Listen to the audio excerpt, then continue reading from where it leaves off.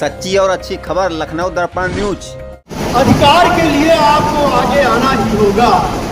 आपने देखा होगा कि जो माँ आपको 9 महीने तक बेटे को पेट में रखती है वो भी उसे दूध नहीं पिलाती जब तक कि वो रोता नहीं है। इसलिए अपने अधिकार के लिए चिल्लाना तो होगा ही। आज मैं देख रहा हूं यहाँ पर जो युवा टीम है, युवा लोग हैं, उनके सर पर बुजुर्गों का भी हाथ है। जब भी कोई परिवर्तन आता है तो उसे युवा ही आगे ले जाता है।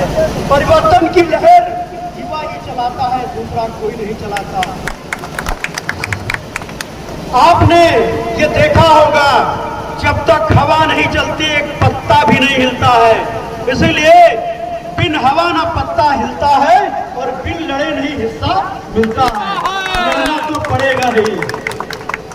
आप सबसे पहले कोई भी हो, लोधी हो, यादव हो, आयर हो या मौर्य हो, काछी हो, मल्ला हो, पिछड़ी जात के हो या हरिजन हो, उसमें कोई भी बिरादरी हो, जाटो हो या गौतम हो, न जाने कितनी बिरादरियों में बटे हुए हम सारे लोग हैं, उन सभी को एकजुट होना पड़ेगा। आप सोचिए, बहुत बड़ी बात आपसे कहने जा रहे हैं कि आप सभी लोग, हम सभी लोग अगर देखा जाए तो किसी को पिछड़े में बांट दिया गया और किसी को सूत्र में। वैसे तो हम सभी लोग सूत्र ही तो हैं। हम जब छत्री है नहीं, वैश्य है नहीं और हम ब्राह्मण भी नहीं हैं, तो बचा क्या? चारी वर्ण थे, हम शूद्र तो हुए।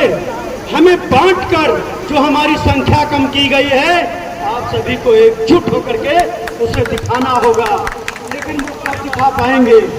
जब अपने मन में ये सोच लेंगे कि हम एक टाइम रोटी कम खाएंगे, कपड़ा कम पहनेंगे, लेकिन अपने बेटी और बेटा को पढ़ाएंगे जरूर। आपके बेटी और बेटा जब स्कूल जाएंगे और स्कूल के साथ साथ उन्हें सामाजिक भी ज्ञान देना बहुत जरूरी है, क्योंकि केवल स्कूल में पढ़ा हुआ व्यक्ति जो समाज में ही पढ़ता वो भी अधूरा होता है, वो भी समाज के लिए कुछ कर नहीं सकता।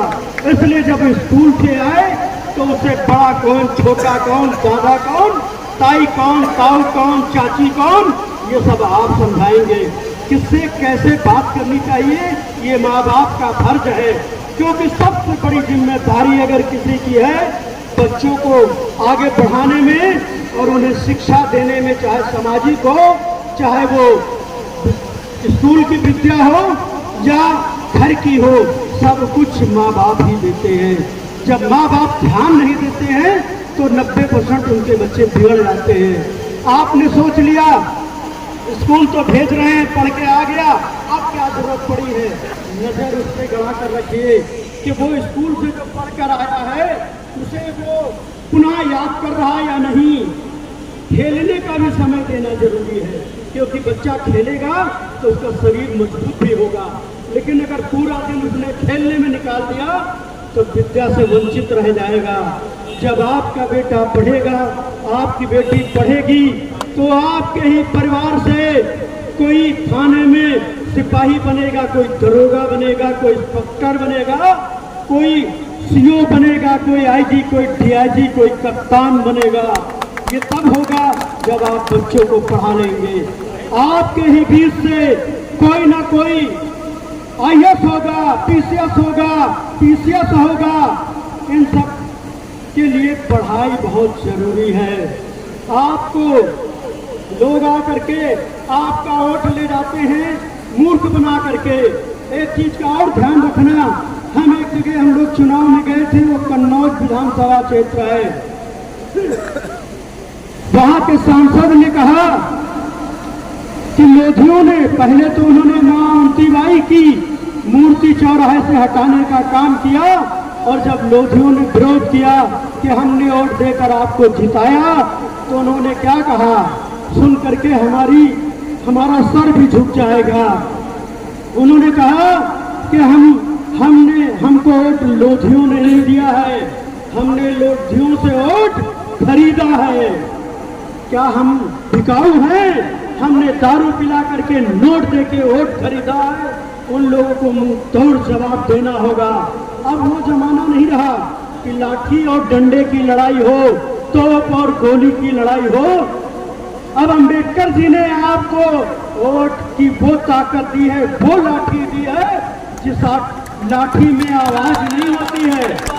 जिस तरह लोग कहते हैं कि भगवान की लाठी में आवाज नहीं होती है, वो वोट की लाठी बिल्कुल उसी तरह है। उसे समझकर उसे मोहर लगाओ, उसको जिताओ जो आपके हित की बात कर सके, जो आपके लिए कार्य कर सके, जो आपके सुख दुख में खड़ा हो, जो आपके हर तरह की मुसीबत में साथ दे। ऐसा नहीं कि केवल आपसे वोट ले और खिसक जाए। एक चीज और देखी होगी, चंद पूंजीपति लोग हैं जो हमें अगर कहीं कोई बड़ा कांड हो जाता है तो उनकी पूरी कोशिश होती है कि अगर कोई बड़े आदमी का व्यक्ति वो कांड करता है तो कहते हैं दरोगा या सिपाही या पुलिस थाने को खरीद कर किसी न किसी व्यवस्था करके किसी गरीब को फंसा दो और उसको बचा लो, और वो गरीब बेचारा सीधा साधा फंस जाता है। फिर आप लोग भी ये ध्यान नहीं देते हैं कि वो वाकई में बेकसूर है या कसूरवार। कसूरवार के साथ कतई मत जाइए, लेकिन जो बेकसूर है उसके लिए जान की बाजी लगा दीजिए। एकजुट होकर के थाना घेर लीजिए। किसी की हिम्मत नहीं होगी कि किसी को बेकसूर वो जेल भेज दे। जब तक आप लोग इस तरीके के कार्य नहीं करेंगे, आपको कल भी लूटा गया, कल भी सताया गया, आगे भी सताया जाएगा। छोटी बिरादरी के लोग पीडीए जिसे अखिलेश जी ने नाम दिया है, वो लोग 2-4 काम बड़े अच्छे कर लेते हैं। अच्छी बात है, मेहमान हमारे यहाँ भगवान का स्वरूप माना गया है।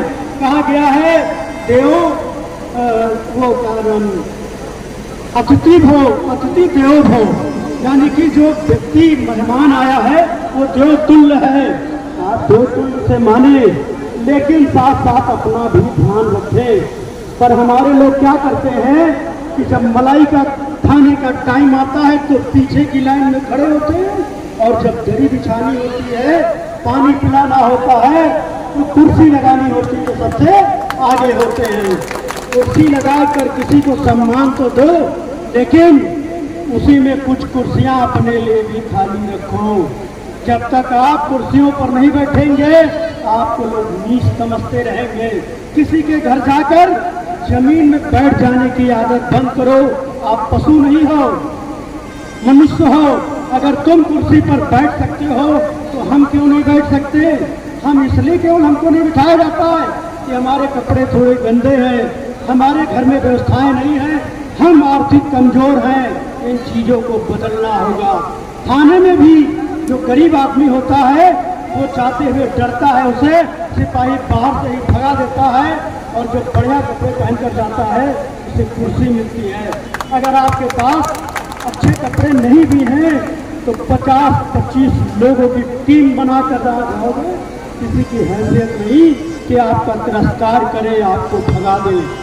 इसलिए मैं आपके बीच में आया हूँ। अगर पार्टी ने चाहा और आप सबका आशीर्वाद मिला तो प्रभु की कृपा रही, माँ भवानी दुर्गे माँ की कृपा रही तो दुष्टों का संहार होगा, और यहीं से आपका भाई चुना जाएगा। वो आप सब लोग चाहेंगे, लेकिन इसके लिए हम अपने आप को प्रत्याशी नहीं, समाजवादी पार्टी का एक कार्यकर्ता घोषित करते हैं।